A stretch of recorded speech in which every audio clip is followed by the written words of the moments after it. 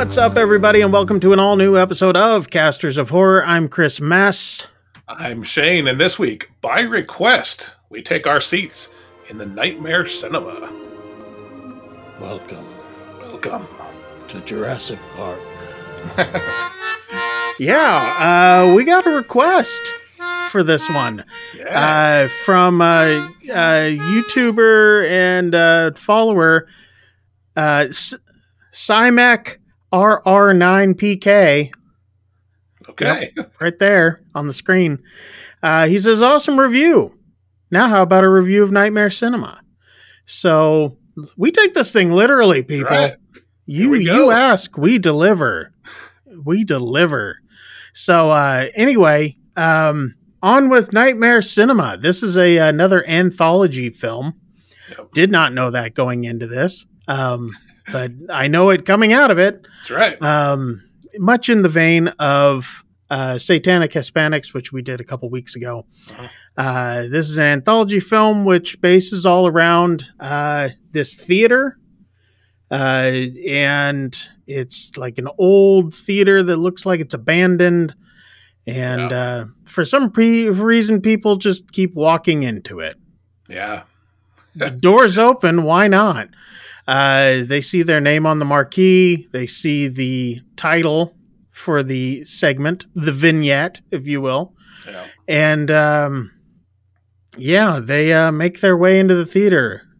This is where literally curiosity kills cats. That's right. And now your cat's gone. But anyway, this thing's kind of based around the whole segment, which stars the theater and someone named the Projectionist. Yeah. I'm Mickey Rourke, and welcome to my theater. As he's lighting up a cigarette. Yeah. Yeah, Mickey Rourke's looking rough. Anyway, we got the segment called The Projectionist. This was filmed, I believe, and even written by Mick. Yep, it was written by Mick Garris, which you guys may know from the well-known podcast. And then that thing goes over there. What is the name of that podcast? Well known. You guys might know him. Geez, he's done all sorts of stuff. What have you got that he's done there? Well, he's pretty well known for a lot of like Stephen King adaptations. Yeah. A lot of the more of the made for TV type stuff. Yeah. I think he had some involvement in Hocus Pocus, right? The movie Hocus Pocus. Did he? I think so. I don't know. Producer. I think he was an executive producer. Okay. So, yeah. Still can't find the name of that podcast. Well, good for me. Yeah. Yeah. But he also did some work on. He's actually the creator of the Showtime series Masters of Horror. Wink, wink. Yeah. Not saying that's where we got the name for this or anything like that. The podcast that he's doing is called Postmortem. Oh, okay. Supposedly was supposed to be joining the Bloomhouse Podcast Network. Not for sure if that ever happened. But he's since recently retired from doing the podcasting. I guess he's just sticking to directing. So he does another segment, which we'll talk about a little bit later. Yep. But yeah, he does kind of the joining story, the glue that holds all the vignettes together, if you will. And kind of the deal with these people walk into this theater, take a seat, and then suddenly find themselves up on the screen. Yeah, their life in a horror film. Yeah. We start out with this is going to be kind of a different episode. We're actually going to go into the five different vignettes. Yeah. Kind of give our opinion on each one as if they're a separate thing, because they kind of are. Yeah. And we'll go from there. This won't be as long as our old 2-hour episodes, but we're gonna kind of go through them kind of quick. First one's called The Thing in the Woods. This one was done by Alejandro Brujas. Also from Satanic Hispanics. He also did One of the Dead. But yeah, he does this one called The Thing in the Woods. And it starts out where we just see a young lady and she's like covered in blood and she's like running away from something and we don't know what it is. Yeah. And throughout this, we kind of meet up with a couple other characters and they are running away from someone called the Welder, which I was like, that's actually great. Yeah. You know, I was like, I haven't seen a welder on one of these things, and I love his kills. Yeah. Oh, his kills were brutal. But yeah, I thought Brujas did a great job with this segment. Oh yeah. Yeah. It kind of pulled me in right away. Yeah. I was like, okay, I was kind of digging where this is going. And then there's this twist that comes out of nowhere. Yeah, and that's the funny thing about this one is it doesn't take long to realize that this is, I hesitate to say parody, but it's a send up of this is slasher film the movie or slasher tropes the movie, right? Yes. Basically. Yeah, very much on this one. I mean, Shane said in the past, and then she trips over a horror film. Yeah. Yeah. And then trips and trips and trips and trips and trips and trips. Yeah. So it's like, yeah, there's so many tropes in this. Yeah, and without giving too much away, there's this one part where like she's like, "Oh, this is not my blood," and then she says whose blood it is. Yeah, and then keeps saying it, and like the segment goes on. She's like, "This is Karen's." Yeah, and Bobby's. Yeah, and Jason's. Yeah. And such and such. And she just keeps going, and it's like, oh my word. Yeah. But and just when you think this one like can't get more like tongue in cheek bonkers, like you said, then it takes this hard right turn. Yeah. It's like, what? Yeah. Like it just takes you even farther off into Crazyville. Yeah. Like more so, okay, there's the twist, and then we get like a twist of the twist. Yeah. And it's just like insane. But I thought this was a great segment. I did too.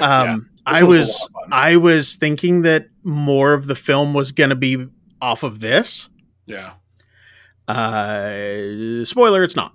No, it's not. I'm not saying that that the rest of it's not good. I'm just saying that segment does its thing and then it's over. Yeah, the way this one ends, it makes it seem like the rest of the segments are going to be somehow connected. Yeah. And as far as I can tell, none of the segments are really connected. That's my...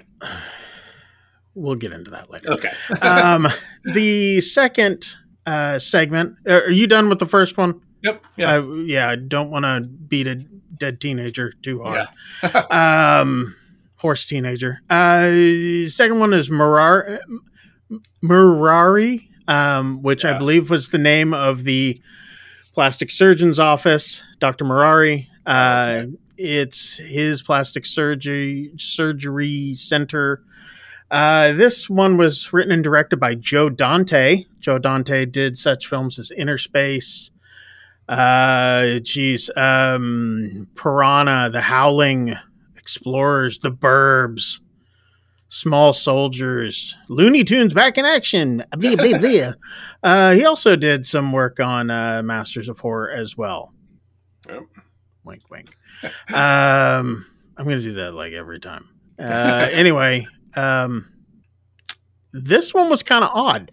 We start out with a couple who comes into the theater. He's like, "You ever done it in the balcony of a theater?" And she's like, no, I can't. Anyway, so they go up into the balcony. The projector starts. They're like making out. The projector starts, and they see themselves on screen, or at least she sees herself, and she's like, "What is this?"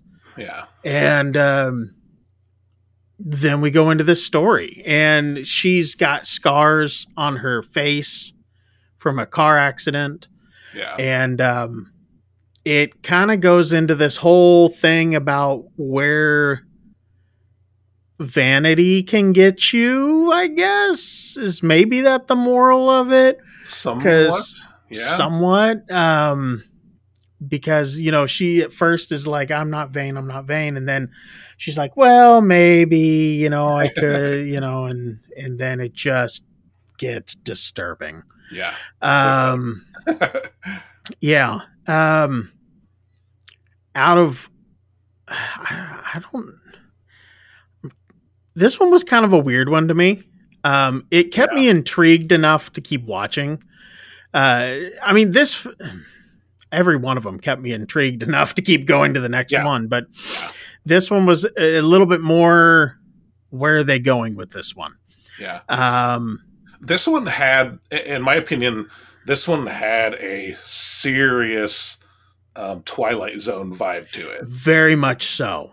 Right? Very much so. In fact, while I was I thought the same exact thing. I was like, oh, is this like Black Mirror or Twilight Zone or something like that?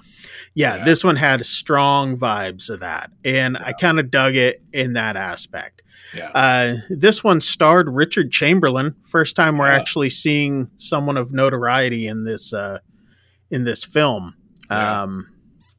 Because we haven't even seen Mickey Rourke yet as the projectionist. He hasn't even come onto the scene yet. Because he doesn't show up until the fourth one. We just see and I'll tell. I thought we had seen him between each of the segments, or was it just like little bits, and you don't quite get him? You don't get him. All you see is the thing starting. Okay, yeah. And you're like, why is it starting? Why is it starting? You got anything else about Mirari? It wasn't bad, but I would argue it was probably, man, I don't even know if I can say it was the most unique one. It's and I wouldn't even say it was the weakest one either, but maybe, but maybe not all at the same time. It was hard to kind of pick on these ones. I don't have a lot to say about this. Honestly, saying it reminded me of a Twilight Zone episode is about as spoilery as I want to get. I feel like I saw where this one was going pretty early on. You know, and I can't really say that about the rest of them, I don't think. So no. But Dante did his work. You know, he did a good job with it. I thought it was I thought they did fine. The next one we get is Mashit. This one was done by Ruhei Katamura. He let's see, what all has he done? Godzilla, Final Wars, The Midnight Meat Train, No One Lives, Sky High. He did a live, and Lupin the Third, the live action version. Okay. So kind of the out of all of these guys, he's kind of the new dude. You know, kind of, it's like you get these big names, and then this guy, it's like he's kind of I mean, he did Godzilla, Final Wars, but as far as like into the horror world, well, Midnight Meat Train, I guess, but it's you know what I'm talking about, right? I think you get your big holy yeah. There's a sudden cat. Anyway, we move on. This one takes place at a Catholic school where it appears that I don't know this. Okay, it's at a Catholic school where the kids live at the school. They're there. They're sleeping at nights. They're there during the day. I'm like, are these orphans? But then, like, one of the girls, her mom just shows up every so often. Yeah. So I'm like, her mom, okay, they're not orphans. But. I couldn't tell like if her mom worked there, because it did seem almost like an orphanage at first, but then it's not quite. It is a school, but it's like a boarding school basically. Yeah. It's a Catholic boarding school, I guess is what you say. So we got all these Catholic school. Here's what. Well, I don't want to spoil it too much. Anyway, it starts out where we get a kid up on the roof of the school. He's like threatening to jump. It looks like he's going to jump. Everybody's like, "Don't do it! Don't do it!" Actually, before this, into the theater comes walking a priest. Yeah. He sees a pool of blood on the ground, and I guess this is where we first see. This may be where we first see Mickey Rourke. No. We see him in the second one in Mirari, because the girl with the scars on her face comes running in to try to find her boyfriend. Yeah. And then we find out he's the projectionist, and he's playing basically everybody's nightmares on the screen. That's what it is. Okay, so we get the priest, the blood. He's like, "You're going to love this one, Padre." You know, and he's like, "Have a seat." And so the priest sits down, and we're seeing, the kid up on the top. And then like a nun's up there, and she's like, "Don't do it, don't jump." And then the kid's like foaming at the mouth. He's like, "Wah, wah." Yeah. And then you're just like, "What is going on?" And then she reaches to go grab him, and his hand does like the Yeah. And then he falls. I won't sugarcoat it. He falls. Okay. And it's pretty obvious, like, this is the point where, like, oh, okay, Catholic school thing, whatever. This is the demon possession horror. Yes. Segment. So the kid was possessed. Well, then it starts passing around. Yeah. Going around through the school.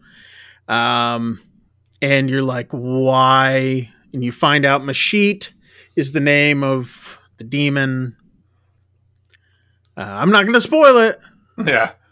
Mashit's the name of the demon. That's all I'm going to say. And there's a very specific reason that this specific demon was able to enter this place. So Yes. I'm not going to say why. No. I'm just not at all. Don't say it all. Don't even hint at. I mean, they'll find out right after the kid's death. I mean, literally moments. We'll after the kid is pounding into the ground, there's going to be, more pounding. More pounding. Anyway. None. There's none pounding whatsoever. So anyway, none of it. None sex. So anyway, possession, trying to stop the possession. I don't know. Towards the end of this one, I actually started having fun once the priest started. Yes. Once the fighting begins, that's what I was going to say. I had a lot of fun. This one starts out as a pretty vanilla demon possession sort of mystery thing, and then once they decide, goes off the rail. Once they decide they have to, get rid of this demon, the whole thing just goes completely bonkers. Yeah. And even the music, right? There's this segment, the music is like... Yeah. Yeah. Let's put it this way. Train to Busan in a Catholic church. Just gonna say it. Okay. So anyway, I dug this one. I kind of had fun with this one. This one was good, and this is one of the ones that, like, it doesn't happen often where something actually gets better as it goes on. This is a case of that happening. Yes, very much so. Yeah. I dug this one. I dug this one a lot.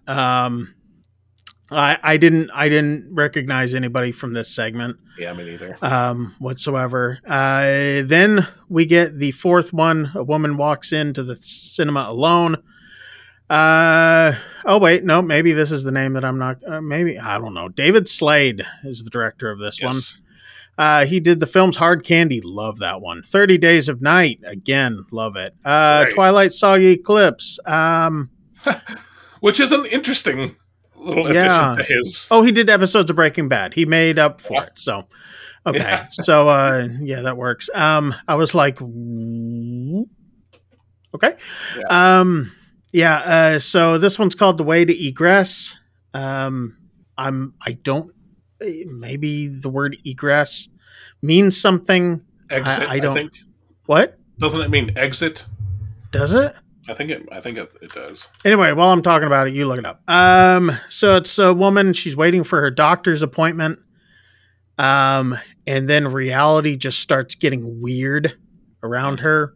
Yeah. And she has her 2 boys with her, and things just start getting very Resident Evil looking. Yeah. This one too, we didn't mention, but it's this one is I think it's the only black and white segment, right? Yeah.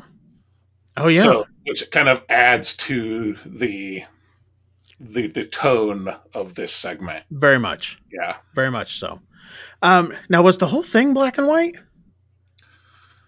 I don't think the whole thing was black and white.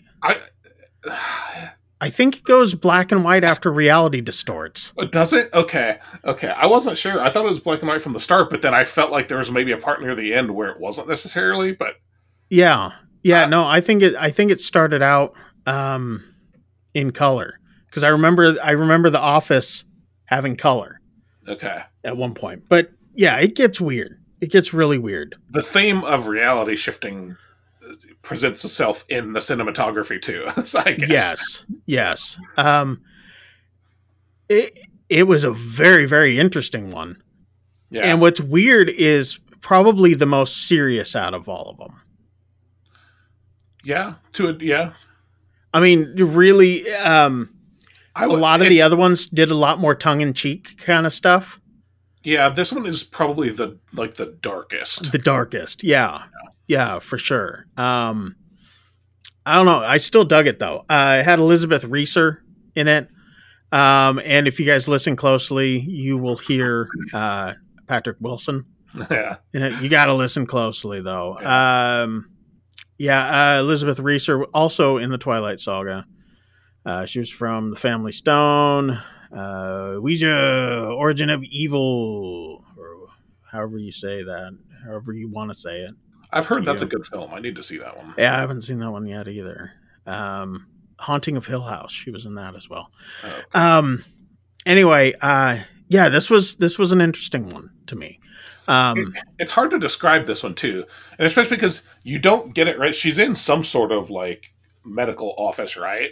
Yeah, but you don't get it until a decent way in that it's like a psychiatrist office type thing, maybe. Yeah, something like that.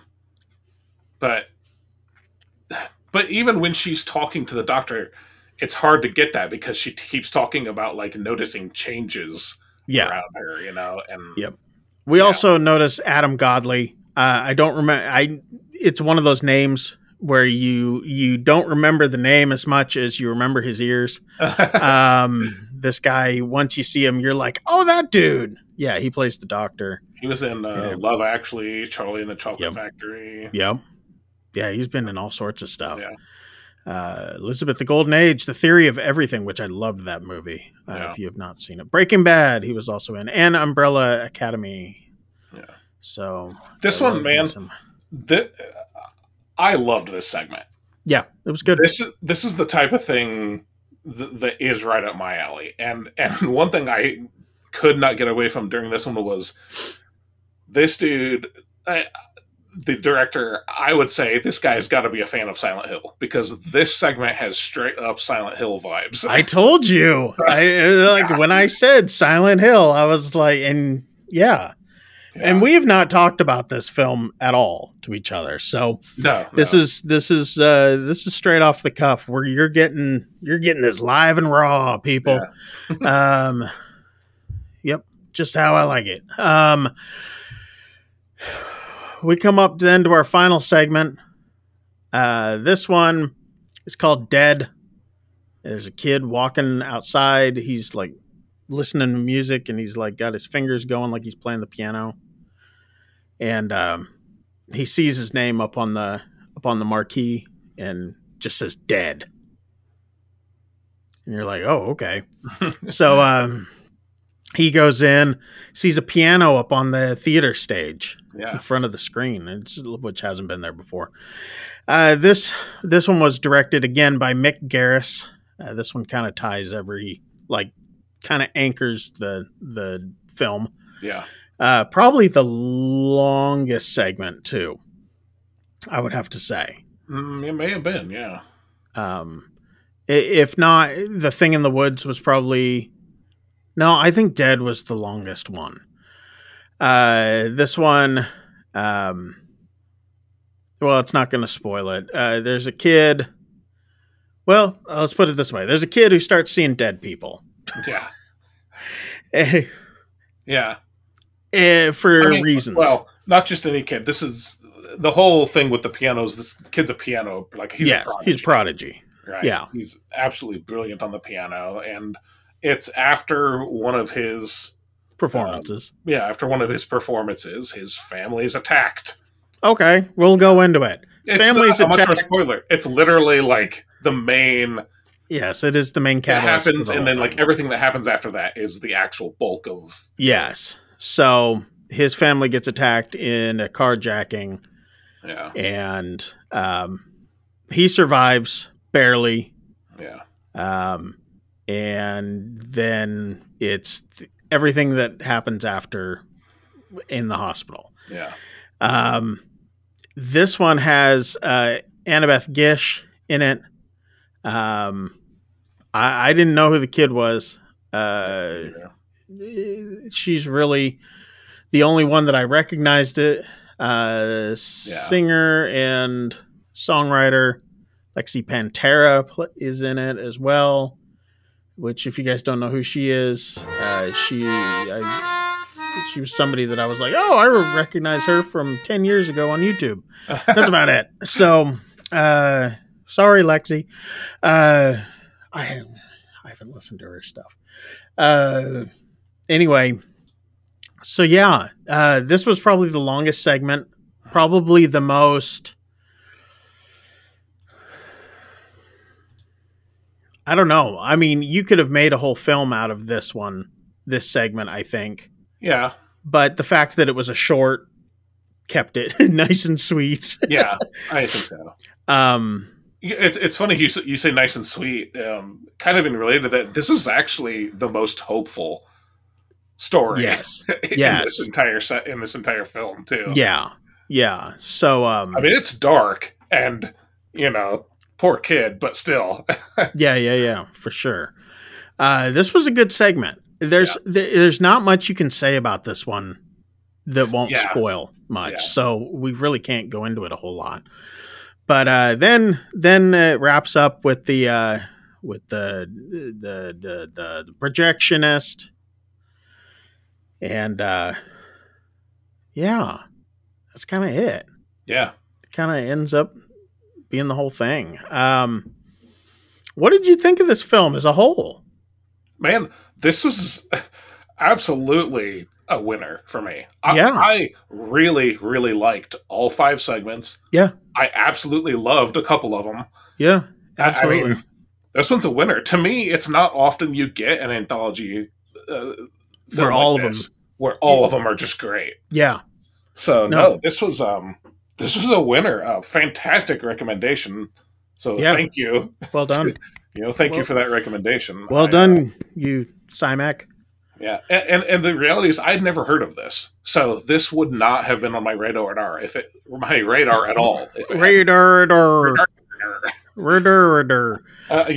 would not have come across this one on my own. So I had seen the cover of it.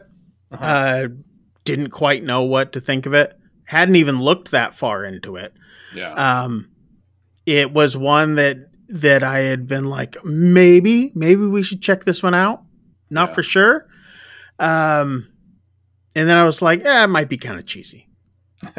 That's kind of what I was thinking on it. Yeah. And it's from 2018, and we've tried, other than a few here and there, we've tried to keep our picks relatively new. But but I like this one. I'm glad we went back and watched this one. So. Yeah. So well done. Let us know what you guys think down in the comments down below.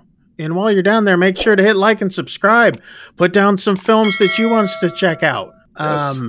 Because I dug this film, man. I dug it a lot. It kept me engaged the whole time. And I'm gonna be honest. I mean, so far this year, I know you didn't like the last movie that we did that much, but so far the 2 movies that we've watched for 2024 haven't been too bad. So, I liked them. I liked them both. So let us know what you guys think. Put it down in the comments down below. But yeah, that's it for this week. I hope you guys enjoyed it. This one was a little bit longer than some of our other ones, but you know what? It's our show. So, in the words of Macaulay Culkin's little brother, Kieran Culkin, suck it, Pedro. So it's our show. We'll do what we want. Anyway, but yeah, that's it for this week. We'll see you guys on the next one. Till then, I'm Chris Mess. I'm Shane. We'll see ya. Get the hell out of here. We'll see you guys. Welcome to Jurassic Park.